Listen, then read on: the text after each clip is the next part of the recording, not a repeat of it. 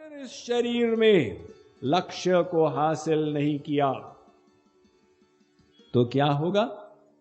शंकराचार्य कहते हैं, जन्म लिया, मरे, फिर किसी मां के पेट में उल्टे टंग गए, फिर जन्म लिया, फिर मरे, फिर किसी मां के पेट में उल्टे टंग गए। तो ये हम लोग अनंत जन्मों में किए और इसको अब बंद करना होगा। इसलिए जल्दी से जल्दी साधना करके भगवान की ओर चलिए। अब कोई कहता है स्वामी जी आपकी बात तो सही है, लेकिन जल्दी क्या? क्या मतलब वो अभी तो हम 20 साल के हैं, थोड़ा संसार में मौज मस्ती मार लें, फिर बाद में आपकी बात सुन के भक्ति भी कर लेंगे। अभी हमारी एज ही क्या है? तो ठीक है, संसार में मौज मस्ती मार के देख लो, अर्थात संसार के जूते चप्पल खा के देख लो। 5 साल के बाद स्वामी जी फिर से आए जाजपुर टाउन। क्यों भाई, तुम्हारी मौज मस्ती कैसी चल रही है? स्वामी जी वो परेशान है। परेशान हो? तुम तो सोच रहे थे मौज मस्ती मारोगे। सोचा तो था, लेकिन गड़बड़ हो रही है। तो फिर ठीक है, हमारी बात सुन के भक्ति करो। नहीं वो ऐसा है, अभी तो नया नया विवाह हुआ है, छोटा सा बच्चा है, टाइम नहीं मिलता। आप 20 साल बाद आइए, हम जरूर भक्ति करेंगे। 20 साल के बाद स्वामी जी फिर आ गए। हम प्रथम बार 95 में आए थे, अब 22 साल हो गए हैं। तो स्वामी जी फिर आए। क्यों भाई, अब टाइम मिलता है भक्ति करने का?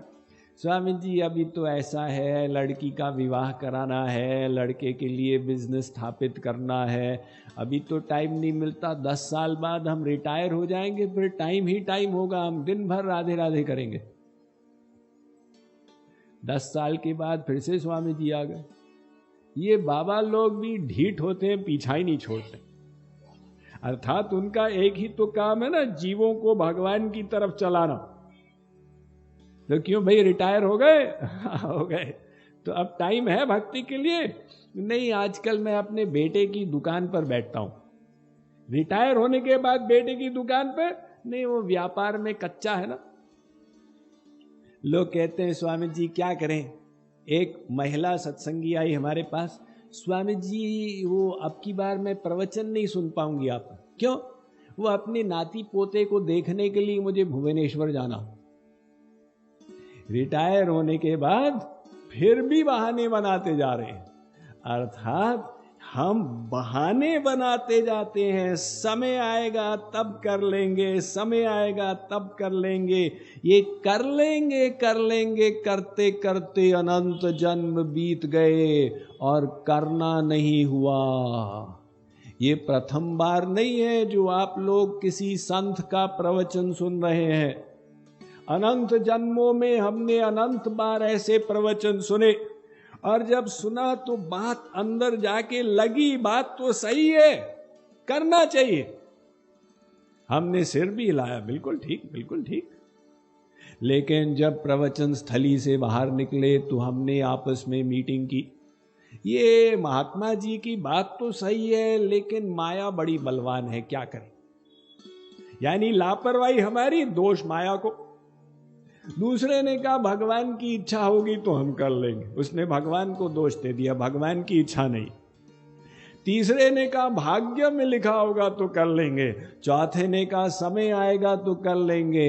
हम दूसरी चीजों को दोष देकर बैठे रहे, और जो हमें करना था वो हमने किया ही नहीं। तो समझ लीजिए, इस मानव शरीर, ये जो देव दुर्लभ है ना, इसमें गड़बड़ी भी है बहुत भयानक। कौन सी गड़बड़ी है स्वामी जी? गड़बड़ी ये है कि ये नश्वर है, क्षण भंगुर है, किसी भी समय छिन सकता है। ये जो आयु है, ये जल के, पानी के बुलबुलों के समान है।